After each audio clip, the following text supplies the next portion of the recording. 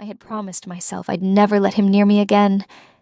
Not his voice, not his shadow, not even a memory of his hands. Yet that night, as I stood in front of the tall glass doors of the Whitmore Hotel, clutching my invitation tighter than I should have, my chest felt like it was caught in a vice. This wasn't supposed to happen. I wasn't supposed to feel like prey again. Just 1 hour, Sam, I whispered to myself.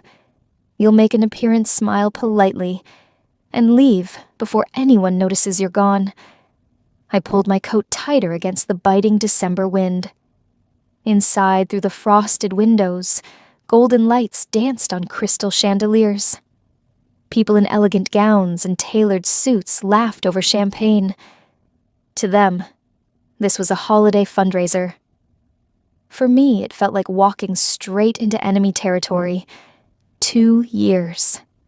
2 years since I ran. Since I packed my life into 2 duffel bags and drove halfway across the country to start over. Ethan Ross. Even saying his name in my head felt like a curse. I could still feel the phantom ache where his fingers had once dug into my arm. The way his words had hollowed me out slowly until I didn't recognize my own reflection. You're nothing without me, he used to say, and for too long I believed him, but not anymore.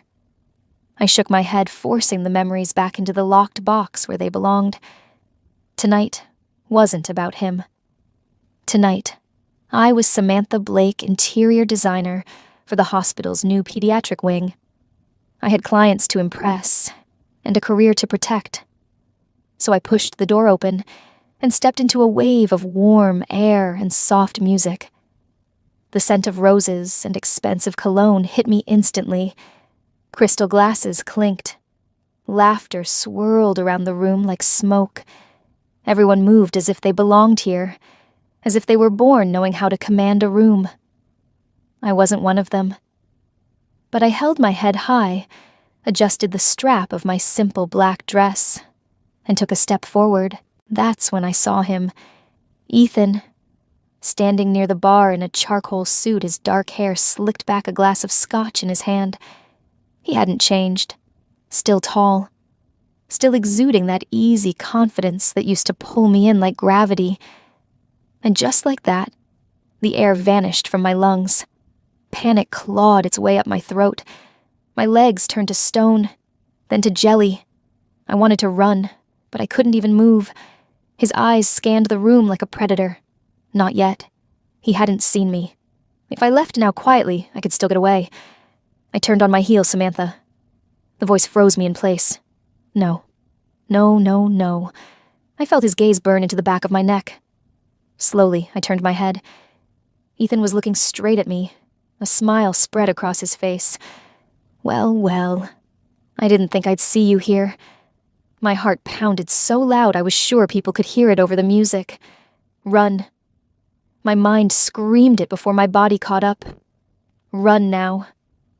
So I did. Not like a graceful guest at a charity gala. No. I ran like a cornered animal weaving through the crowd as glasses wobbled on trays and conversations broke off mid-sentence. Behind me, I heard him call my name again. But I didn't stop. I just needed somewhere, anywhere to hide. That's when I saw the linen closet at the end of the hall, and without thinking, I slipped inside, shutting the door behind me. I didn't realize it wasn't empty.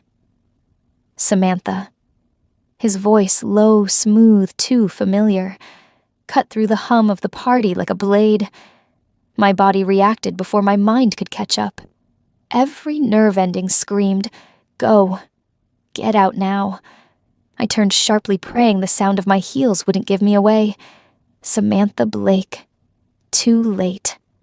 His voice carried across the grand hall, and I swear it made the chandeliers tremble. I kept walking faster now. The crowd pressed in from every side. Waiters in crisp white jackets weaved through with trays of champagne.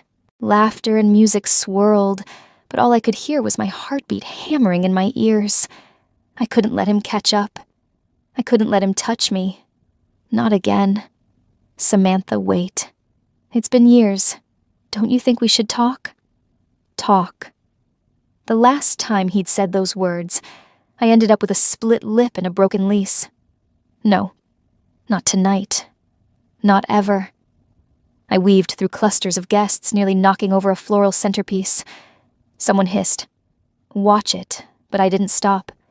My breath came fast and shallow. My palms were slick. The air in the ballroom felt thick, heavy. I needed an exit. But everywhere I turned, there were people. Eyes. Questions. And him. I could feel his presence behind me cutting through the crowd, like a shark through water. Think Sam. Find a way out. I spotted a side hallway partially hidden behind a velvet curtain. Without thinking, I darted through. But the hallway was long and empty, no exit in sight. Only doors with gold handles and no signs. Samantha. His voice echoed closer. Panic rose in my throat. I stumbled, catching myself on a marble table. A tray of drinks wobbled. A glass of red wine tipped over, splashing across a guest's pale gown. Oh my God, I'm so sorry, I gasped, but didn't stop. The woman's shocked face blurred as I kept moving. My mind screamed hide. Now, that's when I saw it. A long banquet table pushed against the wall, covered with a pristine white linen cloth that reached the floor. I didn't think. I didn't plan. I dove.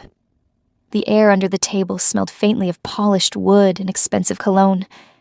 Knees pressed to my chest, I wrapped my arms around myself and tried to quiet my breathing. Please, don't let him find me.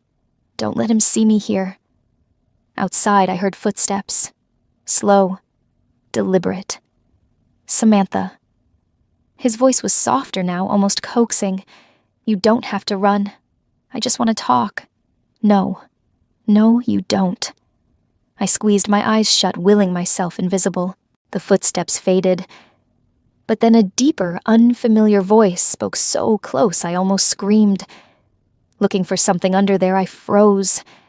Slowly, I looked up and found myself staring at the polished shoes and tailored trousers of a man I didn't recognize. My stomach dropped. This wasn't just any man. This was Nicholas Reed, the billionaire CEO hosting the entire gala. The air beneath the table was thick and stale, laced with the scent of polished oak and faint cologne. My knees ached against the marble floor. My dress bunched awkwardly around my thighs as I pressed myself against the table leg, trying to become as small as humanly possible.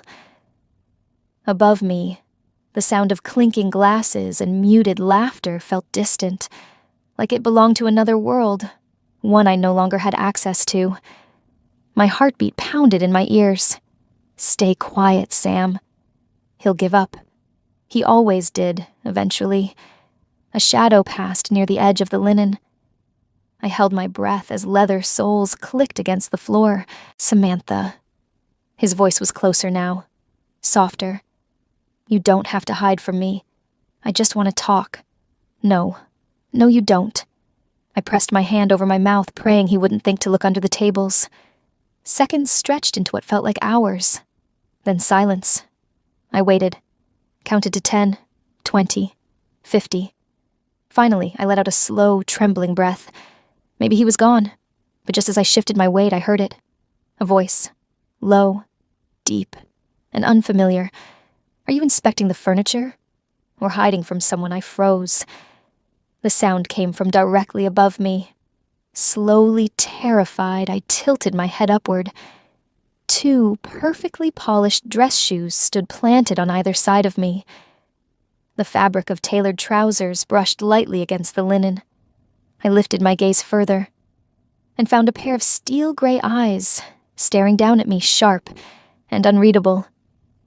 My stomach lurched. This wasn't just any man.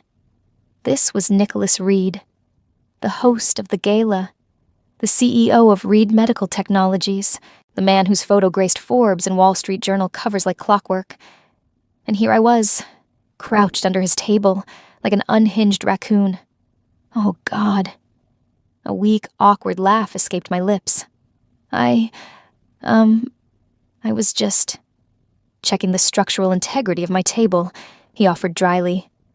Heat flared in my cheeks. Yes, exactly, I'm an interior designer. Occupational hazard, you know. He didn't move, didn't even blink. Instead, he crouched slightly, lowering himself just enough for our eyes to meet through the veil of linen.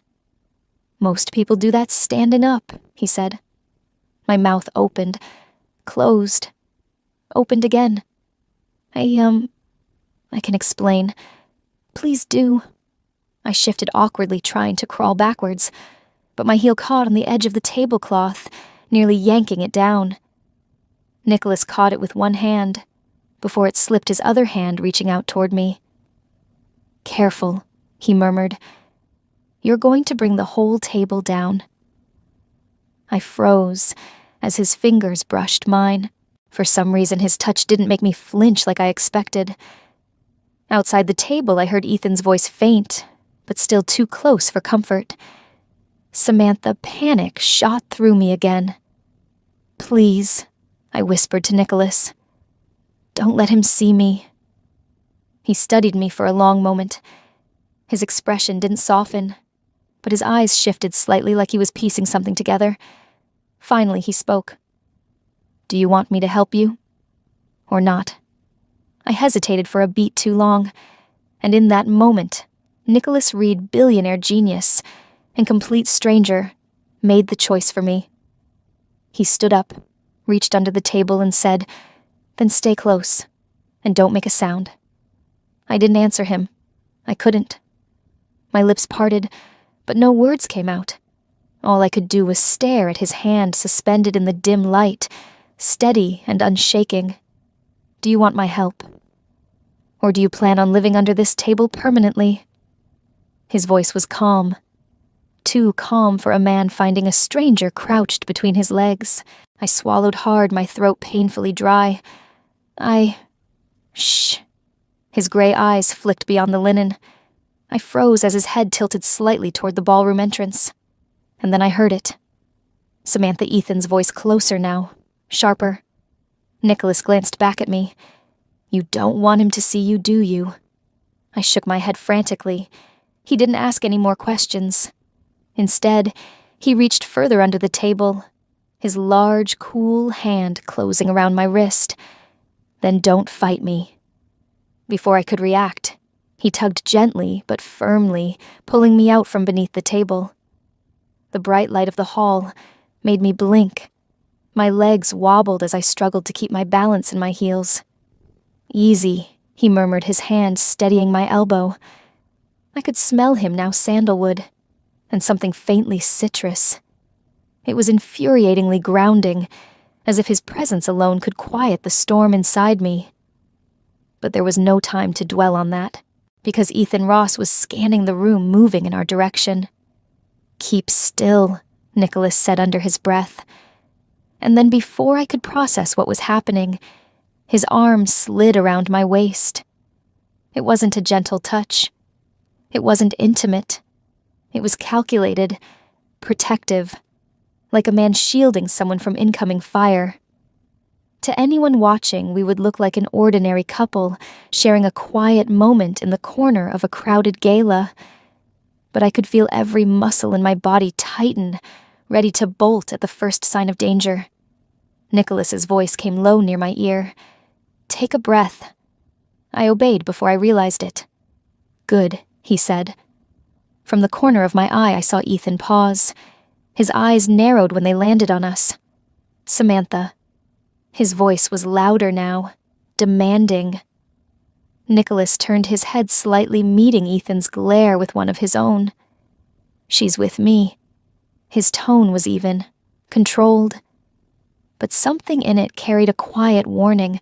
Ethan's jaw worked as if he were grinding his teeth. With you, funny. She's never mentioned you before. Then I suppose it's none of your business. Is it Nicholas's grip on my waist didn't falter? Ethan's eyes flicked between us. For a moment, I thought he might lunge forward anyway. But then he smirked, the kind of smirk that made my stomach twist. "This isn't over, Samantha," he said. "Not by a long shot." And with that, he turned and stalked away his cologne, leaving a sour trail in the air. The moment he disappeared into the crowd, my knees buckled. Nicholas caught me before I hit the ground. "You're safe now," he said softly. "He's gone." I wanted to believe him. But the tightness in my chest refused to loosen. I tried to pull away from him, mumbling a thank you, but his grip didn't loosen. Instead, he said the one thing I least expected: "You're shaking." "So tell me, why is a man like that hunting you down in the first place?" For a moment, I couldn't breathe. Nicholas's arm stayed firmly around my waist, anchoring me as the air seemed to thin around us. "Samantha." The sound of my name from Ethan's lips sliced through the music, sharp and accusing. My body tensed. Nicholas felt it. His hand shifted slightly at my side, not tighter, but steadier somehow. "She's with me," he said. The words weren't loud, but they carried a weight that made Ethan falter mid-step. "With you." Ethan repeated, his lips curling into a smirk. Funny. She didn't seem the type to trade up so quickly. My stomach twisted. Nicholas didn't flinch. He didn't even blink. Instead, his voice came low and deliberate. "You should walk away. Now." Ethan's smirk slipped for just a second. His eyes flicked to Nicholas, scanning him as if weighing his odds. Then he chuckled darkly. "You think you can protect her from me?" Nicholas's gaze didn't waver. Yes. One word. Calm. Unapologetic. The air between them crackled. I held my breath, waiting for Ethan to push back to raise his voice to make a scene. But he didn't. Not this time. Instead, he leaned back slightly, that familiar glint of malice flashing in his eyes. "This isn't over, Sam," he said. "You can't hide behind him forever." Then he turned and melted into the crowd, leaving behind the faint scent of his cologne, and a shiver running down my spine. The moment he was out of sight, my legs gave way. Nicholas caught me, his hands strong yet careful, as he guided me to a nearby chair. "Easy," he murmured. "You're all right." I wasn't sure if he meant physically or the other kind of all right. I hadn't felt in years. I wanted to argue, to say I didn't need saving. But the truth was, I'd never felt more grateful for a stranger in my life. As I tried to steady my breath, Nicholas crouched in front of me. "Do you want to tell me why a man like that is following you?" He asked, his voice calm, almost too calm.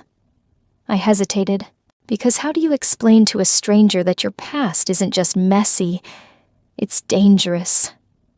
"Thank you," I whispered, my voice barely audible over the murmur of the crowd. Nicholas Reed. This impossibly composed man who didn't know me and owed me nothing had just stepped between me and a nightmare I thought I'd left behind. And yet, I couldn't let myself linger. I pushed up from the chair, smoothing my dress with trembling hands. "I should go," I said quickly. "You've already done more than enough." I turned to leave, desperate to escape not just Ethan, but the heat rising in my chest. But before I could take 2 steps, a hand caught my wrist. "Wait." His voice was quiet, but it stopped me cold. I looked back. Nicholas was standing now, his expression as unreadable as ever. But there was something in his eyes, not coldness, not judgment. Something else. Amusement. "Do you often crawl under tables when you see someone you know?" he asked. The question, so unexpected, made me blink. Then, to my own surprise, a laugh tumbled out. Not a full, joyous sound. More like a startled bubble breaking the surface of still water. Only on special occasions, I said, my lips curving despite myself. Nicholas tilted his head, his mouth tugging at the corner. Not quite a smile, but close. "I see. So this is a hobby. I shook my head, feeling the tension in my shoulders ease by a fraction. No, just an occupational hazard. Occupational hazard. I bit my lip, heat creeping up my neck. I'm an interior designer. I guess I'm overly curious about tables. That earned me a soft huff of air from him, something between a sigh and a chuckle. "You're a terrible liar," he said. "I know." His fingers loosened around my wrist, but he didn't let go completely. "You don't have to tell me what's going on," he added quietly. "But if that man comes near you again—" I swallowed hard. "He won't." Nicholas studied me for a long moment, his gaze sharp and steady. "Good," he said finally. Then, as if realizing how long he'd been holding me, he released my wrist. "You should go," he said, his tone returning to that calm, almost distant timbre. I nodded, clutching my small clutch bag like a lifeline. "Thank you.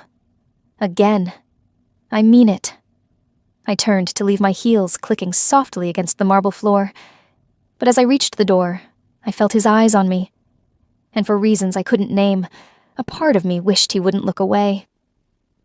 The next morning, I walked into the conference room of Reed Technologies for a client meeting, and sitting at the head of the table, his gray eyes sharp, his expression unreadable, was Nicholas Reed.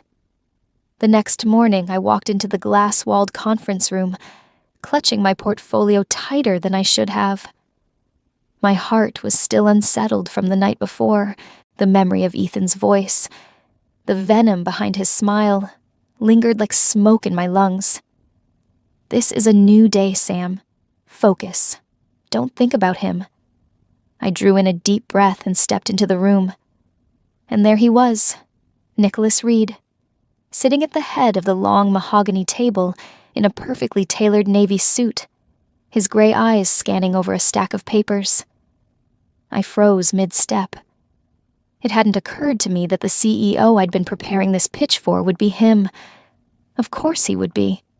This was Reed Technologies, after all. His name was on the building. Nicholas glanced up, and for the briefest moment his gaze softened. "Ms. Blake," he said coolly, giving no hint that 12 hours ago I'd been crouched under his table like a lunatic. "Mr. Reed," I replied, forcing my voice steady. "Please, let's hear your proposal." I swallowed hard and moved to the projector, willing my hands not to shake. As I spoke, Nicholas leaned back in his chair. Fingers steepled his expression unreadable. Every so often he'd tilt his head slightly, as if he were trying to peer straight through me. It was unnerving. But I pressed on, layering in my usual humor to mask my nerves. For the pediatric wing, I'd recommend adding a splash of color to the lobby, I said, clicking to the next slide. Right now, it feels a little emotionally sterile, like a place where plants come to die. A few team members chuckled softly. Nicholas didn't. Instead, he raised one brow ever so slightly. "Are you suggesting my hospital has the emotional warmth of a morgue?" The room went silent. I froze, then let out a small laugh. "Not at all. I'm suggesting we bring it to life so that even the healthiest guests want to stay longer." To my surprise, the corner of Nicholas's mouth twitched barely, but it was there. "Proceed," he said. As I wrapped up, I dared a glance at him. He wasn't smiling, but he wasn't glaring either. When the meeting ended, I gathered my things quickly, eager to escape. But as I reached for the door, his voice stopped me. "Ms. Blake." I turned. Nicholas was still seated, but his eyes were fixed on me with quiet intensity. "Do you always make jokes during presentations?" I hesitated, then nodded. "Only when the person at the head of the table looks like he hasn't laughed since the Bush administration." For a split second, I thought I saw a flicker of amusement in his eyes. But then it was gone. "Be careful, Ms. Blake," he said evenly. "Not everyone finds that charming." "Noted," I replied, offering a polite smile. I stepped into the hall, my heart still pounding. I told myself I was relieved the meeting was over, but deep down, I knew that wasn't the truth. It should have ended there.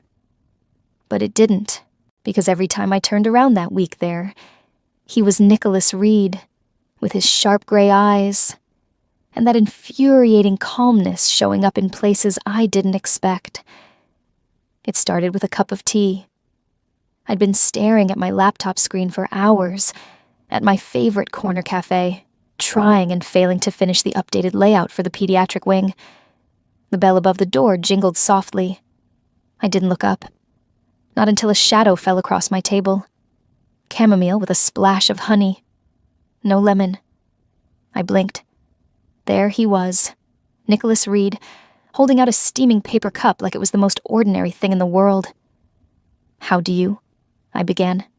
"You ordered it at the meeting yesterday," he said simply. "Twice." I stared at him, caught somewhere between surprise and suspicion. "Do you always memorize people's drink orders?" "Only when they're memorable," he said, sliding into the chair across from me without asking. I opened my mouth to protest, but nothing came out, because the truth was, no one had remembered something as small as my tea preference in years, and I wasn't sure how to feel about it. The next day, it happened again. I was in the hospital's reception area, taking photos of the dull waiting room to add to my mood board. Thinking of adding a jungle theme, I turned to find Nicholas standing there, hands in his pockets, his tie slightly loosened as if he'd been working late. I was thinking more modern oasis, I said. He glanced around. "You'll need better lighting for that." I arched a brow. "Are you an interior designer now?" "Only in my free time." Despite myself, I laughed. A real laugh. And for the first time since I'd met him, I caught it. The faintest curve of his lips. Not quite a smile, but close. It startled me more than it should have. Over the next week, our paths kept crossing. At the cafe, in the hospital lobby, even at the bookstore I escaped to on my lunch breaks. Each time Nicholas was there, calm, unhurried, watching me with those sharp gray eyes that somehow felt less like knives and more like anchors. And each time he surprised me. "Don't buy that one," he said one afternoon, nodding at the self-help book in my hands. "Why not?" I challenged. "You don't need fixing," he replied. "You just need space to heal." I stood there clutching the book, unsure whether to be annoyed or touched, because no one had ever said something like that to me before. That night, lying in bed, I stared at the ceiling as my thoughts spun in a dangerous direction. This wasn't supposed to happen. I wasn't supposed to notice how Nicholas always waited until I finished speaking before replying, or how his voice softened just slightly when he said my name. I'd built walls so high, even I couldn't see over them, and yet, for the first time in years, I felt them start to crack. No, I told myself, don't do this. Don't feel anything. But deep down, I already knew. I was beginning to fall for the man who wasn't supposed to matter. I should have known happiness doesn't last, because just as I let my guard down, the past came crashing back into my life louder and uglier than before. I hadn't seen him in weeks. Weeks where I let myself believe the worst was over. But predators don't stop hunting just because their prey has found a hiding place. It started with a text. Blocked number. No name. "We need to talk." I deleted it. An hour later, another one. "Ignore me, and I'll make sure your fancy CEO friend knows what kind of woman you really are." My fingers went cold. He can't find me. Not here. But deep down, I knew Ethan Ross didn't need to find me. He could create chaos from anywhere.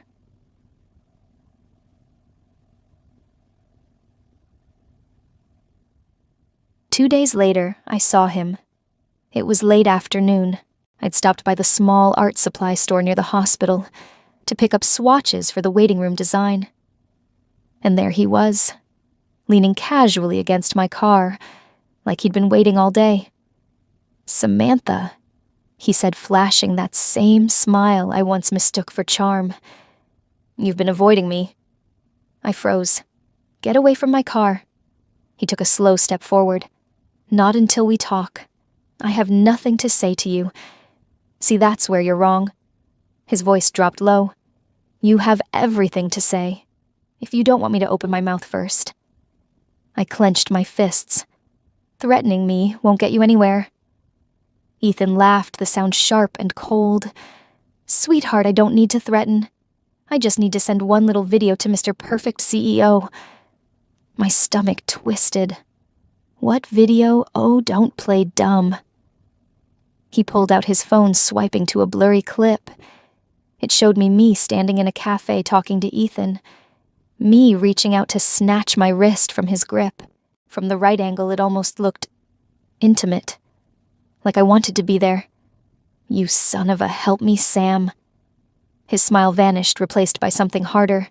"One meeting, one favor. Then I disappear. You're insane if you think I'll help you." "Am I?" He leaned closer. "Because the internet's always hungry for a story. And this one, it writes itself. The sweet little designer seducing a billionaire for his money, while meeting her ex on the side." I stepped back, my heart pounding. "Leave me alone," I said. "Make me." By the time I got back to my apartment, my phone was already buzzing. A notification. Then another. "Did you see this A-link?" I tapped it, and my heart stopped.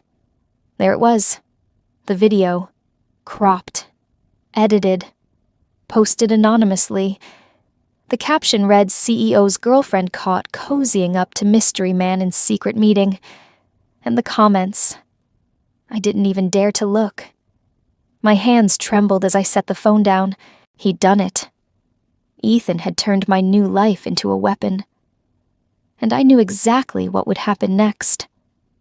Nicholas Reed would see this. And the question wasn't if he would believe it. It was whether he believed me enough not to. The next morning, Nicholas didn't meet my eyes during the project review. And when he finally spoke, his words cut deeper than I imagined. "Tell me, Samantha, were you ever honest with me? I barely slept that night." The video looped in my mind over and over like a nightmare I couldn't wake from.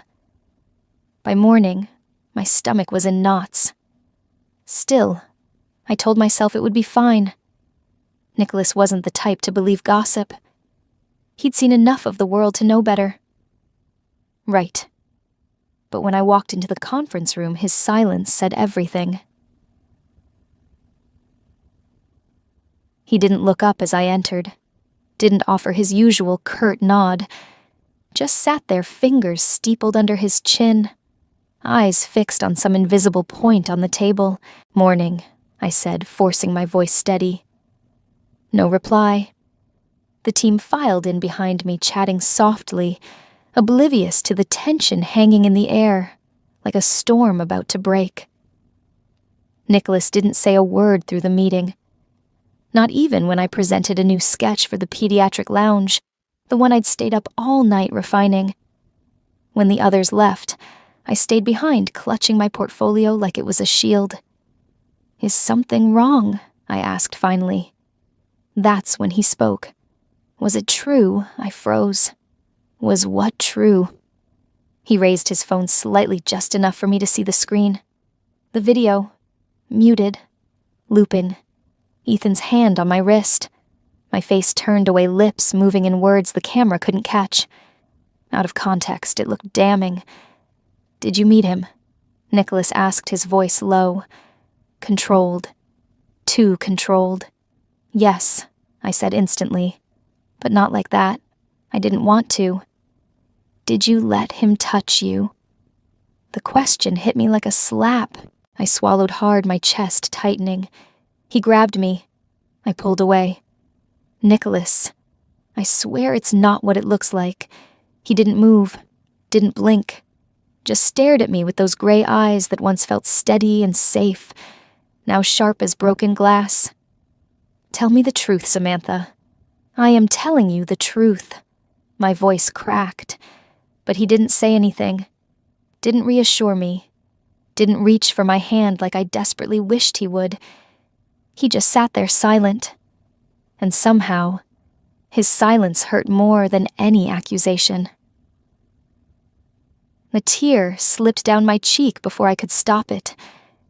"You said you trusted me," I whispered. "Was that a lie?" His jaw tightened, but he didn't answer. That was all I needed to know. I straightened my shoulders, blinking back more tears. "Fine." My voice was quiet, but steady now. "If you don't believe me, there's no point in staying."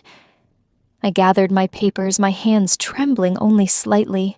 As I reached the door, I hesitated. "I thought you were different," I said softly.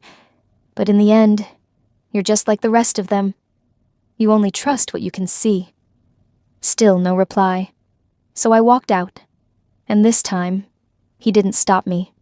I didn't cry until I got home. And when I did, it wasn't quiet.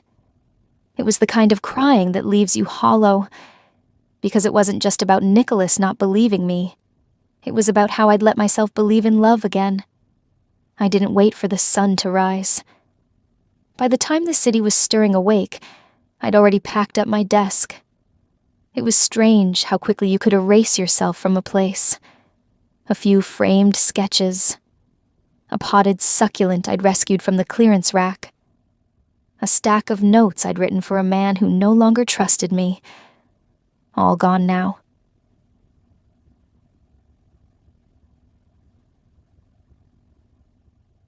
The resignation letter sat heavy in my bag, though it wasn't heavy at all. Just a single sheet of paper with a few polite sentences. I didn't need to explain myself. Nicholas Reed didn't ask for explanations. And I wasn't going to beg for belief. Not from someone who could sit across from me and say nothing, when silence felt louder than any accusation.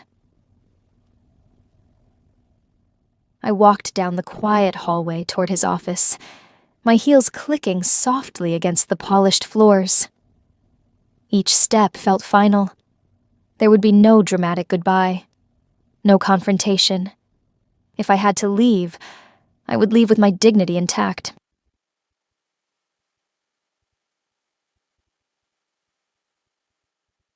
When I reached his door, I paused.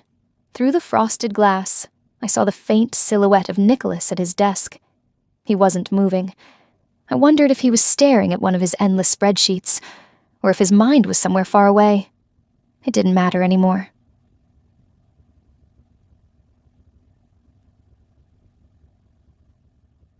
I slipped inside. The room smelled faintly of sandalwood and coffee his scent.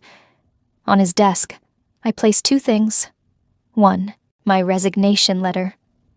2, a small model house I'd been working on late at night, back when I thought there might be a future to dream about. The house was simple. Wide windows, a porch swing, a room labeled for laughter, and on the base, I'd stitched a line of thread into the wood.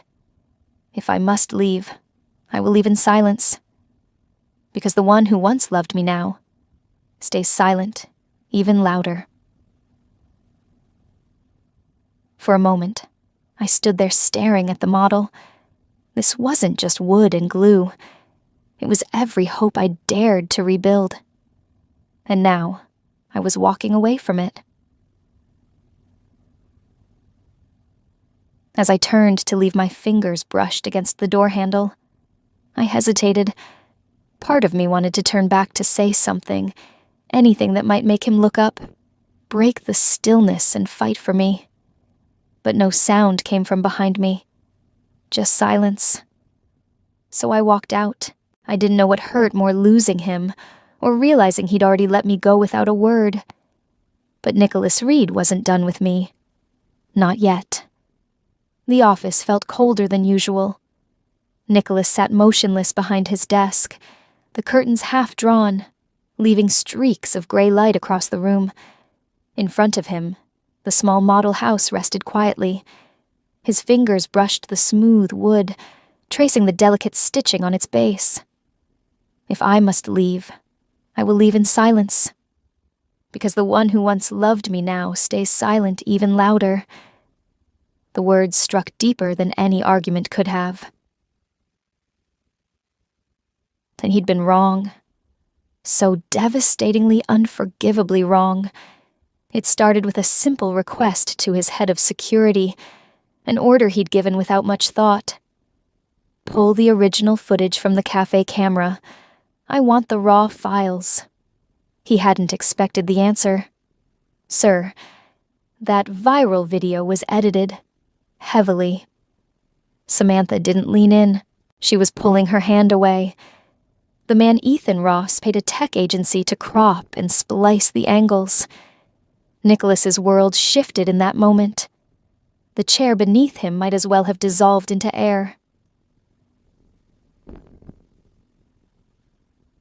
And now, here he was, staring at the resignation letter Samantha had left on his desk. She hadn't begged, hadn't yelled, hadn't even asked for a second chance. She'd simply walked away. And for the first time in years, Nicholas realized how much he hated silence.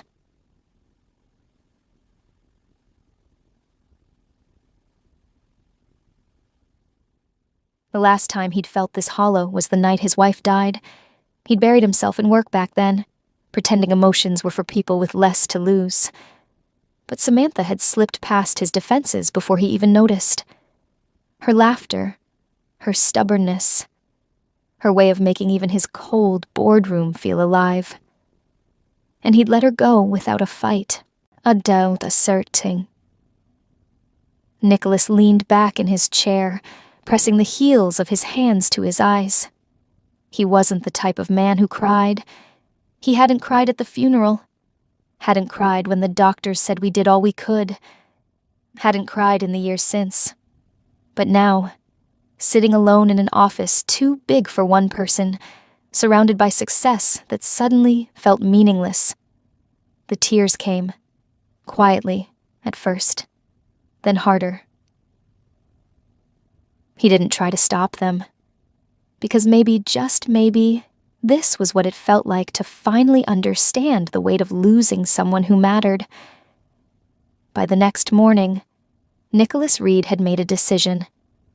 He didn't care about his image, his company, or the legacy his mother clung to. He only cared about finding her, and proving for once in his life that he could choose love over fear. Nicholas hadn't slept in 2 days, not since the truth came crashing down like a wave he'd been too blind to see. The security reports, the doctored videos, the damning trail of transactions linking Ethan Ross to his mother's assistant. Every lie, every manipulation, every seed of doubt planted carefully to rip Samantha out of his life, and he'd let them win, until now. That morning, the boardroom at Hale Corporation was packed. Directors, investors, his mother Veronica seated at the far end with her trademark ice-cold composure. Nicholas stood at the head of the table, his tailored suit immaculate, but his expression softer than anyone had ever seen. I've called this meeting for one reason. He began, voice calm but steady. The room fell silent. My mother believes love is a weakness, that emotions have no place in business. She's wrong. A ripple of murmurs spread through the directors. Nicholas didn't flinch. She orchestrated a smear campaign against Samantha Blake, a woman whose only crime was making me feel alive again. And I let her succeed. His hands curled slightly against the table. That ends today. Veronica rose to her feet. Nicholas, don't be ridiculous. You're the CEO of Hale Corp. You can't throw it all away over some watch me. His voice cut through the air like a blade. He turned to face the cameras broadcasting the meeting live. If Hale Corp cannot accept a CEO who knows how to love, then Hale Corp will have to find another CEO. A collective gasp rippled through the room. Nicholas tugged at his tie, unfastening it with deliberate precision. I resign. Effective immediately. Papers shuffled. Voices rose in shock and protest. But Nicholas didn't stay to hear them. Tawasai. Now across town, Samantha sat in her tiny apartment, her laptop open to a news site she hadn't intended to click on. And there he was. Nicholas Reed. Leave. Broadcasting his resignation to the world. Her tea sat untouched, growing cold in her hands. If Hale Corp cannot accept a CEO who knows how to love, then Hale Corp will have to find another CEO. Her breath caught. He's giving it up. For me, For a long time after the live stream ended, she didn't move, didn't know what to feel. Anger, hope, fear. Because for the first time, Samantha wondered, maybe he really was different. That afternoon, my phone buzzed with an unknown number. One message, one question. Can I see you just once? I stared at the screen, my heart torn between running and answering. I didn't hear the knock at first. I was still staring at my laptop screen frozen on Nicholas's face from the live stream. His words echoed in my mind. If Hale Corp cannot accept a CEO who knows how to love, then Hale Corp will have to find another CEO. He said it like he meant it. Like the world could burn around him, and he wouldn't care not if it meant holding on to me. I pressed a hand to my chest. I didn't want to hope. But I couldn't stop the cracks forming in the walls I'd built around my heart. And the knock came again, this time louder. I rose slowly, unsure whether to answer. When I opened the door, my breath caught. It was him. Nicholas Reed. But not the Nicholas from the boardroom. This one stood on my doorstep in a plain white shirt sleeves, rolled up hair slightly mussed like he'd run his hands through it 100 times. And in his hands, he held a rolled-up blueprint, tied with a pale blue ribbon. My favorite color.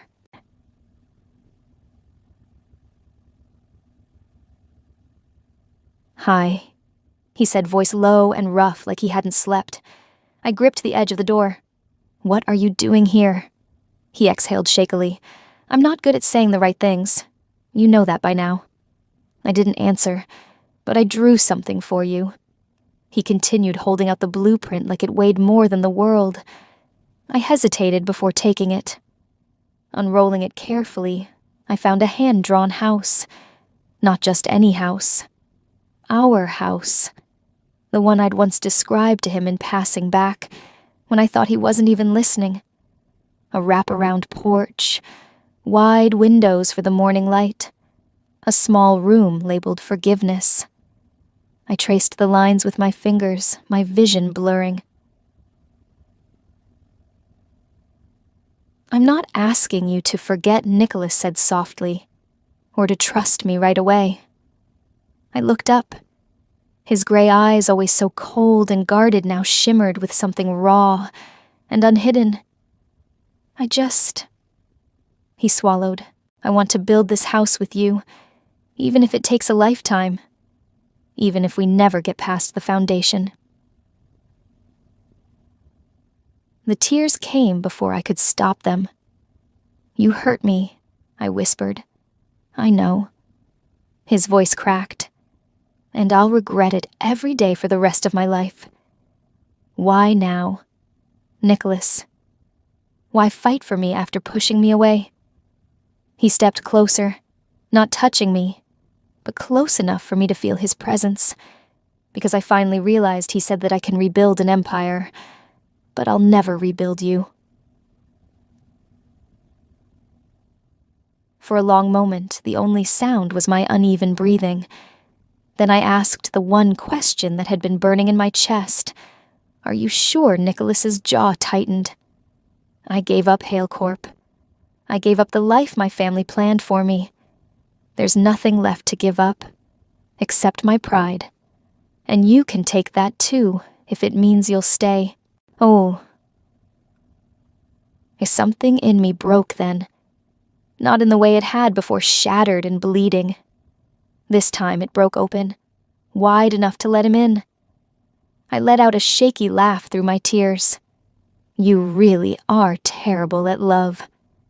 I warned you, he said, a ghost of a smile tugging at his lips. Then let's learn together, I murmured. And for the first time in what felt like forever, I stepped forward into his arms. Some love stories don't begin with perfection. They begin with broken people deciding to rebuild, not just walls and windows, but each other.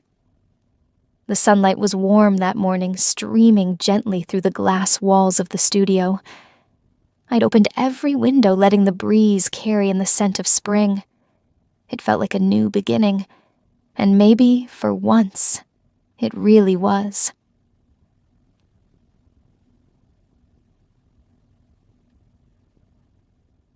Nicholas stood by the door, his white shirt sleeves rolled up, hair slightly tousled from the wind outside.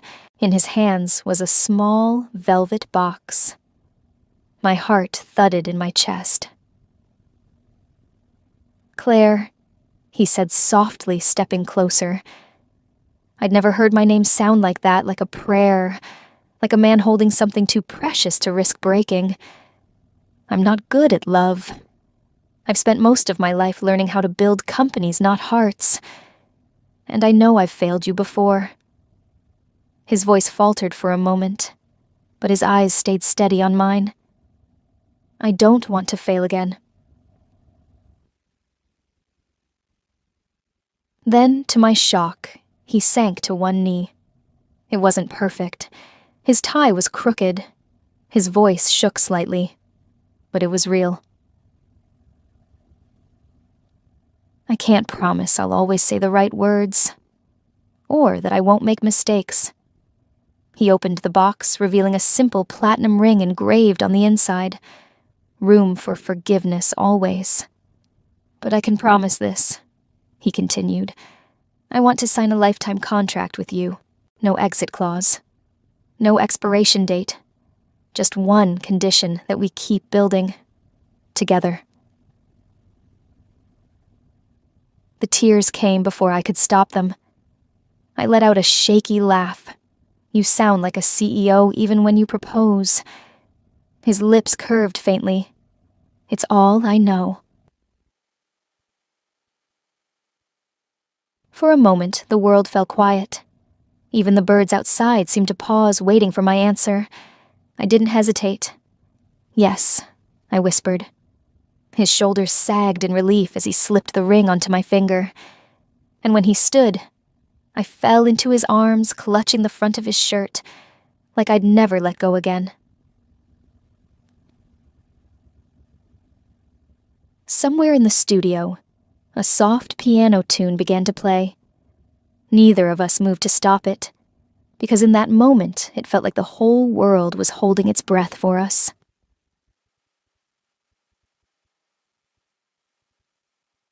For the first time in years, I wasn't running. I was home.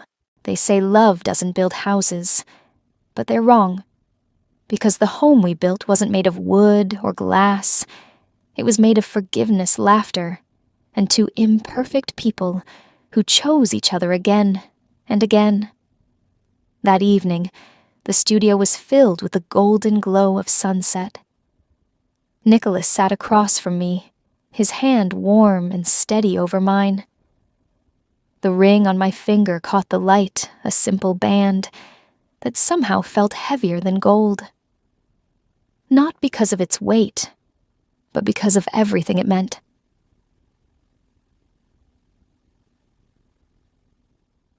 I watched him quietly, taking in the sharp lines of his face, softened by the fading sun. This man, the one who had once made my walls rise higher than ever. And then, broken them down brick by brick, not with grand gestures, not with perfect words, but with persistence, with mistakes, with the kind of flawed love that feels more real than fairy tales. My mind drifted back to that night, the night I first hid under his table, shaking and desperate to escape a ghost from my past.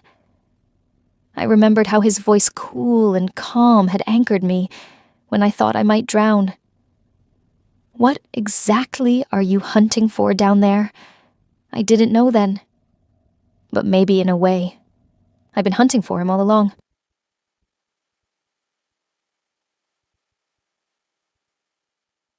That was also the night he first said it. You belong to me. At the time, I thought it was arrogance, a line from a man used to getting whatever he wanted.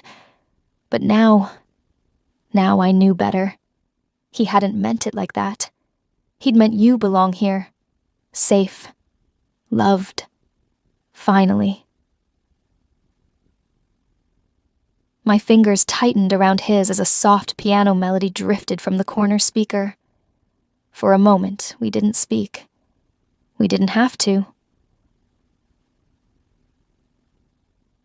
That night, I thought was the first time he said I belonged to him. And this time, I believe him. This time I know he won't let go. As the music swelled, Nicholas leaned closer, pressing a gentle kiss to my forehead. The kind of kiss that feels less like a promise and more like a quiet certainty. And for the first time in years, I didn't feel like I was running anymore. I felt home. The camera lingers on their hands intertwined, the sunlight fading softly behind them. Some love stories aren't about finding someone perfect. They're about finding someone who stays even after seeing every imperfect part of you. And this was ours.